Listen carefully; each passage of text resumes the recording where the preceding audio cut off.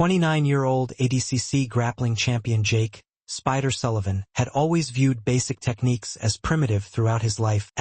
When he dismissed Chuck Norris's simple approach, he would discover that the most advanced systems are built on fundamental principles. The 10th Planet Jiu-Jitsu Academy in Austin, Texas, stood as a monument to the evolution of modern grappling, a place where traditional Brazilian jiu-jitsu had been deconstructed, analyzed, and rebuilt into something that its founders claimed represented the future of submission grappling. The academy's interior reflected this revolutionary philosophy, with black mats covering every surface, walls adorned with complex position charts that looked more like engineering diagrams than martial arts instruction, and an atmosphere that celebrated innovation over tradition. The 10th Planet system, developed by Eddie Bravo, had emerged from a fundamental questioning of classical BJJ methodology. Where traditional schools emphasized fundamental positions and time-tested techniques, 10th Planet focused on what they called advanced guard systems, intricate webs of interconnected positions with names like rubber guard, lockdown, and twister that sounded more like mechanical engineering than martial arts. Jake "Spider" Sullivan embodied everything that 10th Planet represented in terms of modern grappling evolution. At 29 years old, standing 5 feet 11 inches with the lean, flexible build of someone who had spent a decade perfecting the art of human body manipulation, he moved through the academy with the fluid confidence of someone who had mastered systems that most grapplers couldn't even pronounce correctly.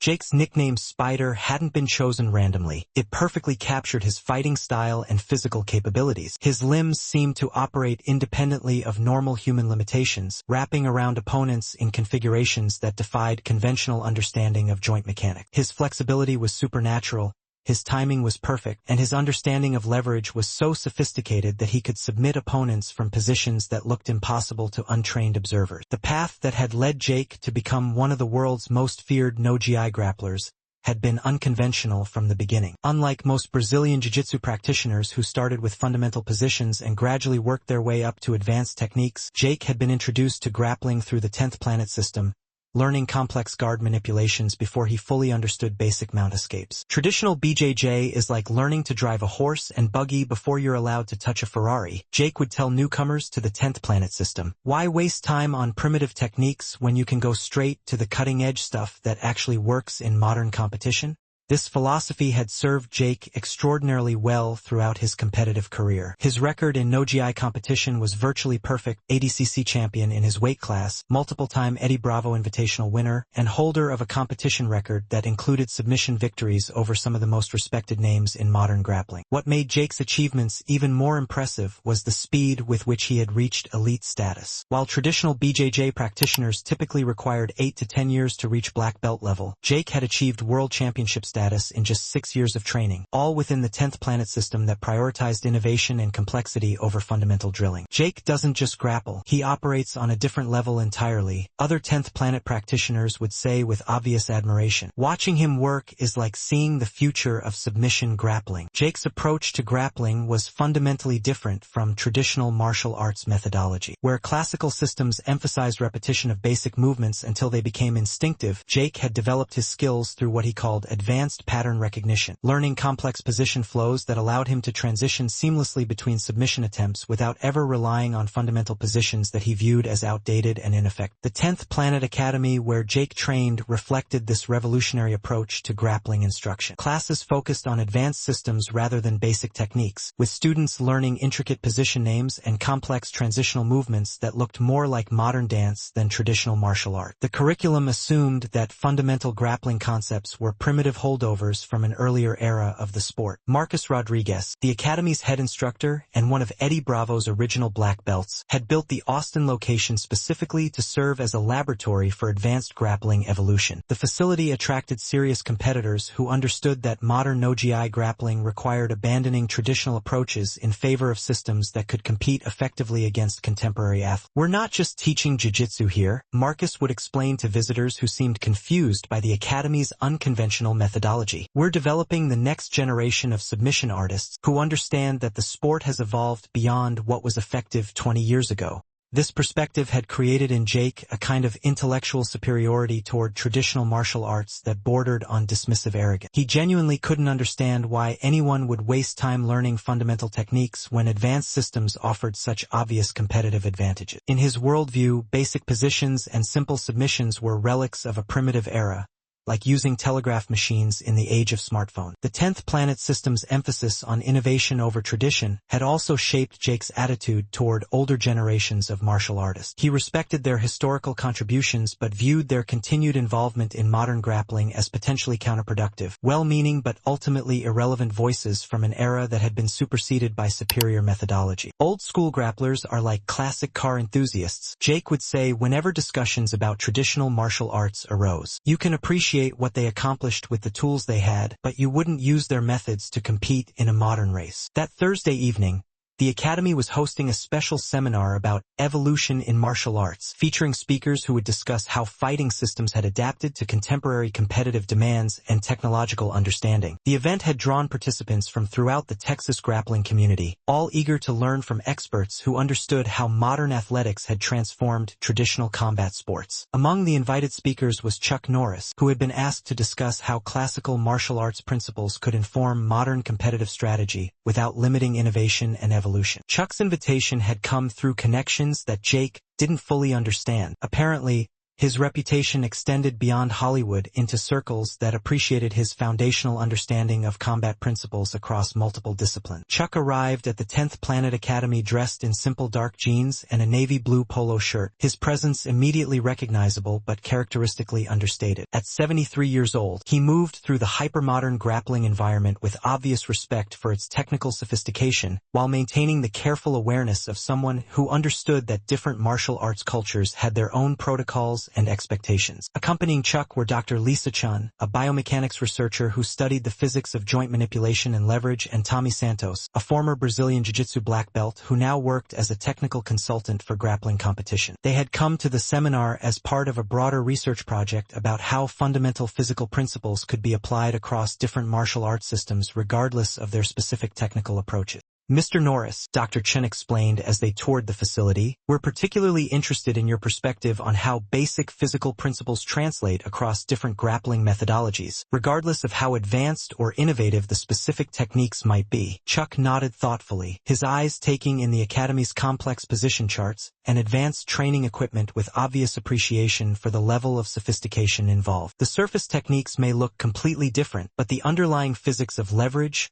balance, and timing probably remain consistent regardless of how complex the systems become. Jake had been observing Chuck's arrival from across the Academy, his assessment colored by assumptions that reflected his fundamental belief that modern grappling had evolved beyond the relevance of traditional martial arts experience. Here was someone whose primary expertise came from striking arts and classical martial arts methodology. Someone who, in Jake's worldview, simply couldn't understand the sophisticated technical demands of contemporary no-GI competition. Another old-school guy trying to stay relevant, Jake muttered to his training partner, Alex, who served as one of his primary drilling partners for advanced position work. What can someone with a traditional martial arts background teach us about modern submission systems? Alex, who had been training at 10th Planet for 3 years and had developed tremendous respect for Jake's technical knowledge, glanced at Chuck with the practiced eye of someone trained to assess grappling competence through visible movement patterns. Chuck Norris actually has a legit grappling background. Guy's got black belts in multiple disciplines and has trained with some serious grapplers. Jake's response reflected his genuine belief that traditional training, regardless of its historical significance, had been superseded by modern systematic approaches to grappling education. Black belts from when? Traditional systems teach primitive techniques that don't work against advanced guards and modern submission chains. What he learned might have been cutting-edge 40 years ago, but grappling has evolved completely. As the evening's formal presentations began, Jake listened with professional attention to discussions about biomechanics, leverage optimization, and the scientific principles that governed effective grappling across different technical systems. His own contribution to the group discussion was characteristically sophisticated, emphasizing the importance of advanced pattern recognition, the superiority of complex positional systems over fundamental techniques, and the necessity of evolutionary approaches to competitive grappling.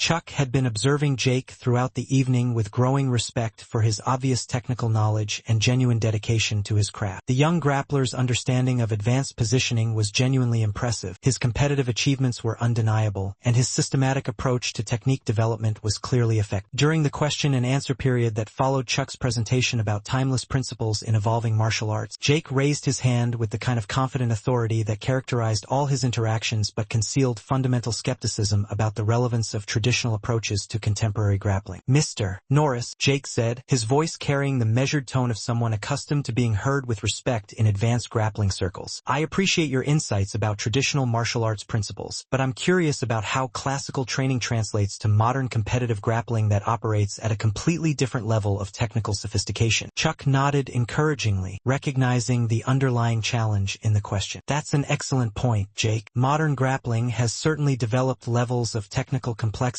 that didn't exist when I was learning foundational technique. The evolution has been fundamental, Jake continued, his tone maintaining professional courtesy while making his position clear. Contemporary no-GI systems like 10th Planet operate with advanced guard manipulations, complex submission chains, and positional flows that require completely different training methodologies than traditional approaches. How do you see basic techniques contributing to preparation for modern competitive grappling? The question hung in the air with obvious challenge, though Jake's tone remained scrupulously professional. Dr. Chun leaned forward with interest, recognizing that this exchange might reveal something important about how advanced practitioners viewed the relationship between foundational training and technical innovation. Chuck considered the question carefully before responding. You're absolutely right about the technical complexity of modern systems. The level of sophistication in contemporary grappling is remarkable compared to what was available when I was learning basic martial art. Jake's expression remained professionally neutral, but his eyes showed that Chuck's answer hadn't fully addressed his concerns about the practical relevance of fundamental techniques to advanced competitive preparation. Given that evolution, how do you see traditional training methods contributing meaningfully to preparation for modern grappling that requires mastery of advanced position systems?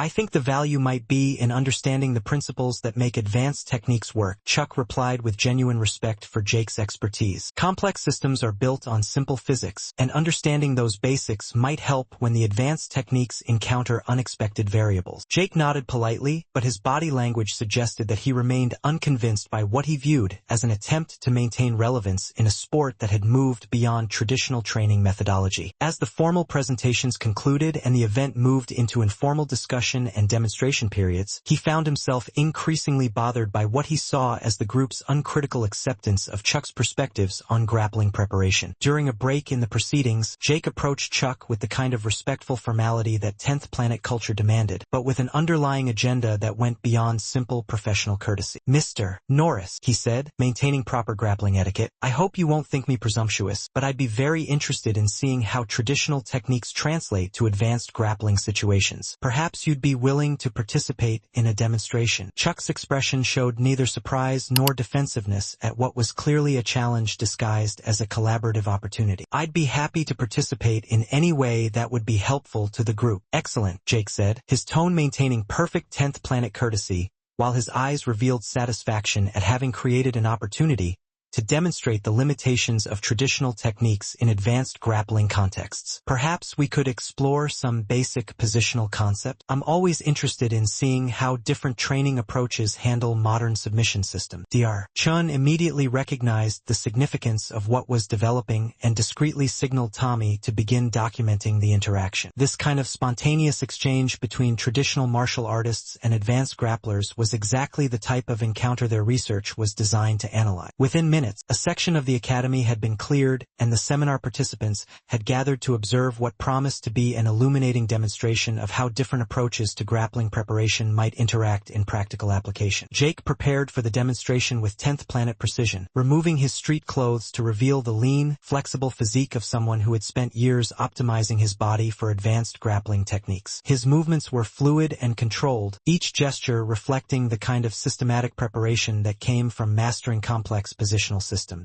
Chuck's preparation was markedly different. He simply removed his polo shirt and stood quietly on the mats, doing gentle stretching movements that looked more like basic warm-up exercises than advanced grappling preparation. At 73, he no longer possessed the explosive athleticism that characterized contemporary competition, but his movement suggested a different kind of readiness. Not the systematic complexity of modern grappling, but the settled confidence of someone who understood fundamental principles that transcended specific technical systems. What would you like to explore? Chuck asked, his tone indicating genuine interest in learning about advanced grappling rather than proving anything about traditional approaches. Jake's response revealed the depth of his confidence in modern grappling methodology. Let's begin begin with some basic guard manipulation, fundamental concepts that have been evolved through advanced positional systems into contemporary competitive techniques. Sounds good, Chuck agreed. I should mention that I'm not familiar with advanced guard systems, so you'll probably need to adjust for more basic approaches. Jake moved into an advanced guard position that demonstrated the kind of technical sophistication that characterized 10th Planet methodology. His positioning was perfect for the complex submission chains that defined modern no-GI competition, and his mental preparation was obvious in his focused attention to the multiple transitional options that each position offered. Please, engage as you would with traditional techniques, Jake said, his confidence in advanced grappling systems absolute. I'll demonstrate how modern positional evolution handles classical approaches. Chuck approached with respectful caution, engaging with Jake in what appeared to be a straightforward grappling exchange. Jake immediately began applying one of his most refined guard systems, a complex web of grips, angles, and leverage points designed to demonstrate the superiority of advanced techniques over primitive positional concepts. But something unexpected happened. As Jake committed to the intricate manipulations that had proven effective against elite modern grapplers, Chuck seemed to simply neutralize them. Not through superior technical knowledge of advanced systems or contemporary positional training, but through an understanding of basic leverage and timing that transcended specific technical approaches. Jake's attacks, technically sophisticated and systematically perfect though they were, found their effectiveness compromised by Chuck's simple adherence to fundamental principles of balance and positioning. Chuck's responses weren't complex or innovative, but they were precisely applied and seemed to address the core mechanical concepts that made Jake's advanced techniques work.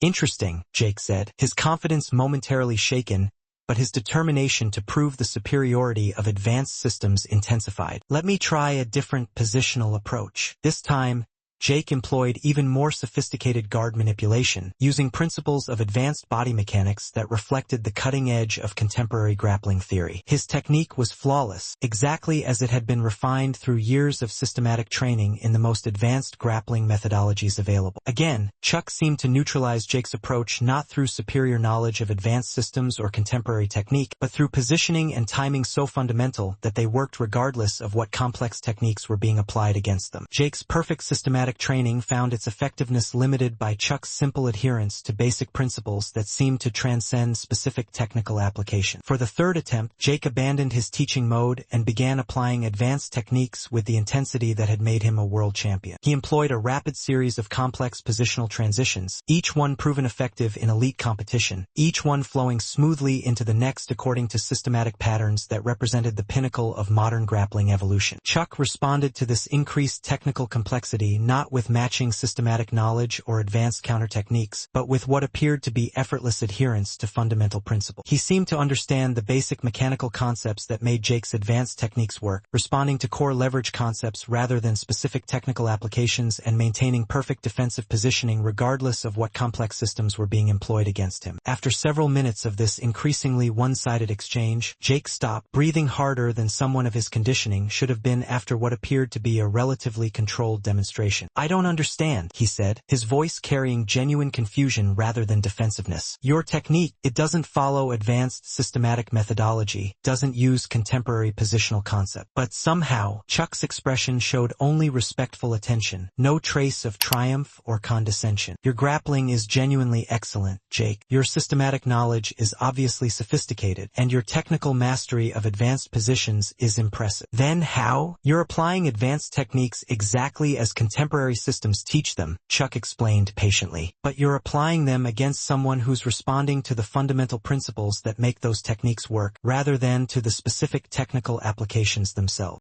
Jake looked confused, so Chuck continued. Advanced grappling systems teach incredibly sophisticated techniques for dealing with other advanced grapplers. But when you encounter someone who responds to basic mechanical principles rather than specific technical patterns, the advanced applications can become less effective than the fundamentals they're built on. The insight hit Jake like a revelation. For all his systematic sophistication, for all his mastery of advanced technical concepts, he had been applying complex techniques without fully understanding the fundamental principles principles that made them work. But advanced systems, Jake began. Advanced systems are excellent for competition against other advanced practitioners, Chuck agreed, but they're built on basic principles of leverage, timing, and positioning. When those fundamentals are solid, they work regardless of how complex the techniques built on top of them become. Marcus Rodriguez stepped forward, recognizing that the demonstration had revealed something profound about the relationship between systematic innovation and fundamental understanding. What we've just witnessed, he said carefully, illustrates something important about the relationship between advanced techniques and basic principles. Complex systems can be incredibly effective, but they're only as strong as the fundamentals they're built on. Jake stood on the mat, his worldview undergoing the kind of fundamental reassessment that only comes from encountering something that challenges everything you thought you knew. For years, he had equated systematic complexity with grappling mastery, believing that advanced techniques represented the pinnacle of martial arts evolution. I think, Jake said slowly, I've been an excellent student of advanced grappling systems, but maybe not such a good student of the fundamental principles that make them work. Chuck's response showed the kind of wisdom that could only come from decades of learning across multiple disciplines and technical approaches. Advanced systems provide incredibly sophisticated tools for solving complex positional problems. But the goal isn't to replace fundamental understanding, it's to build complex techniques on top of solid basic principles. As the demonstration concluded and the academy began to return to normal activity, Jake approached Chuck with a request that would have been unthinkable at the beginning of the evening. Chuck, he said, using the informal address for the first time, would you be willing to work with our training program? Not to change our advanced systems, but to help us understand the fundamental principles that make them work. Chuck's response exemplified the humility that had characterized his entire approach to the interaction. I think I could learn as much from your systematic knowledge as I could contribute about basic principle. Your technical understanding is incredibly sophisticated, probably more advanced than anything I learned in traditional training. But maybe together we can explore how advanced techniques and fundamental principles can strengthen each other. In the months that followed, the 10th Planet Academy quietly incorporated elements of fundamental training into its advanced curriculum. Jake maintained all the systematic sophistication and technical innovation that had made him a world champion, but he began approaching advanced techniques as expressions of underlying principles rather than replacements for basic understanding. His competition performance improved dramatically as he learned to apply advanced systems with deeper understanding of why they worked rather than just how to execute them. More importantly, Jake's teaching became more effective as he learned to help students understand the fundamental concepts that made complex techniques possible. The video documentation from that evening's demonstration became a case study in advanced grappling education programs throughout the martial arts community, not because it showed traditional methods defeating modern systems, but because it demonstrated how fundamental understanding could enhance technical innovation rather than limiting it. A year later, when Jake successfully defended his ADCC title, he dedicated the victory to what he called, "The night I learned that the most advanced technique is a perfect understanding of basic principles." Chuck characteristically deflected credit for Jake's continued success. He already had all the technical skills he needed, Chuck told Dr. Chun when she asked about the transformation she had witnessed. Sometimes we just need someone to help us see that innovation and fundamentals aren't opposites, they're partners. And sometimes the most profound lessons come not from learning new techniques, but from discovering that true mastery comes from understanding why techniques work rather than just how to perform them, recognizing that the most advanced systems are built on timeless principles that never go out of style, no matter how complex the applications become.